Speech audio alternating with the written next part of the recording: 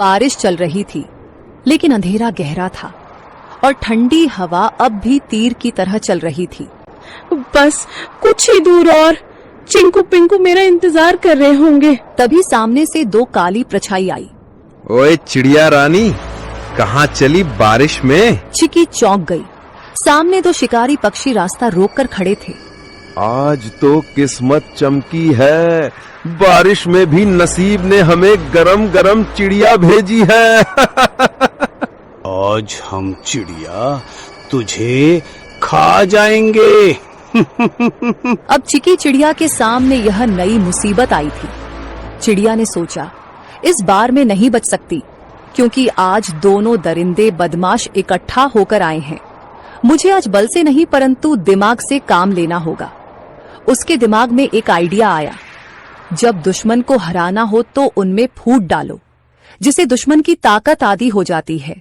तुम दोनों बहादुर शिकारी हो ना, और मुझे खाना चाहते हो ना, परंतु तुम दोनों में से जो सबसे बड़ा शिकारी और सबसे ज्यादा ताकतवर होगा वही मुझे खाएगा। मैं तो सबसे खतरनाक हूँ, पंखों से पंजे तक मौत हूँ, मौत। तेरी औकात नहीं मेरे सामने, मैं तो उड़ते परिंदे गिराता हूँ। तू मुझसे बड़ा शिकारी नहीं हो सकता। तो भेड़ो ना, दिखाओ असली ताकत। मुझे तो वही खा सकता है जो सबसे ताकतवर है। दोनों शिकारी जल उठे। कौवा उड़कर सुल्तान की ओर झपटा। सुल्तान ने पलटवार किया। सबसे पहले मैं तुझे खाऊंगा, फिर इस चिड़िया को। तू खा नहीं पाएगा कालू। दोनों एक दूसरे को नोचते हुए हवा में झगड़ते हुए नीचे गिर पड़े। दोनों की हालत खराब हो गई और बेहोश हो गए। चिकी इसी मौके का फायदा उठाते हुए चुपचाप वहां से जल्दी उड़ते हुए निकल गई।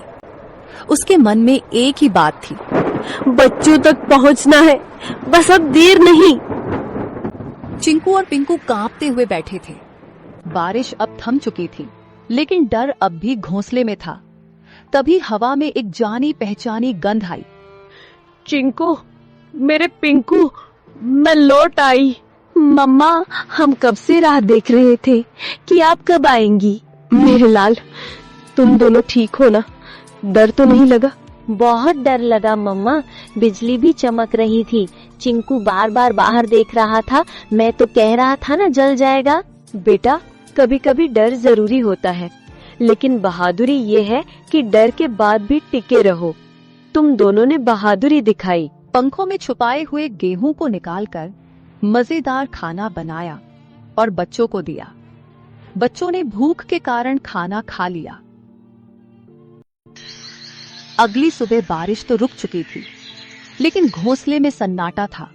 सूरज की हल्की रोशनी घोंसले में पड़ी तो चिकी ने देखा, चिंकू एक कोने में पड़ा कांप रहा था। उसकी आंखें आधी खुली थी और शरीर तप रहा था। चिंकू, ओ बेटा, क्या हुआ तुम्हें? मम्मा, बहुत गर्मी लग रही है, पूरा बदन जल रहा है। हे भगवान, बुखार इतनी तेज, अब मैं क्या करूं? मम्मा, चिंकू को क्या हो गया? ये तो बोल भी नहीं पा रहा है ठीक से। चिकी ने खुद को संभालने की कोशिश की, लेकिन उसकी आंखों में आंसू भर आए। तू ठीक हो जाएगा बेटा, मम्मा यही है, कुछ करेगी, कुछ जरूर करेगी। उसने चिंकू को अपने पंखों में लपेट लिया। दिन भर वो उसके पास बैठी रही, चिंकू को साल भी दे दी। अगली सुबह जैसे ही सूरज निकला, टुनी को पिंकू की हल्की खांसी सुनाई दी। मम्मा, मुझे भी कुछ अजीब लग रहा है, सर भारी है। नहीं, अब तू भी? ये क्या हो रहा है मेरे बच्चों को?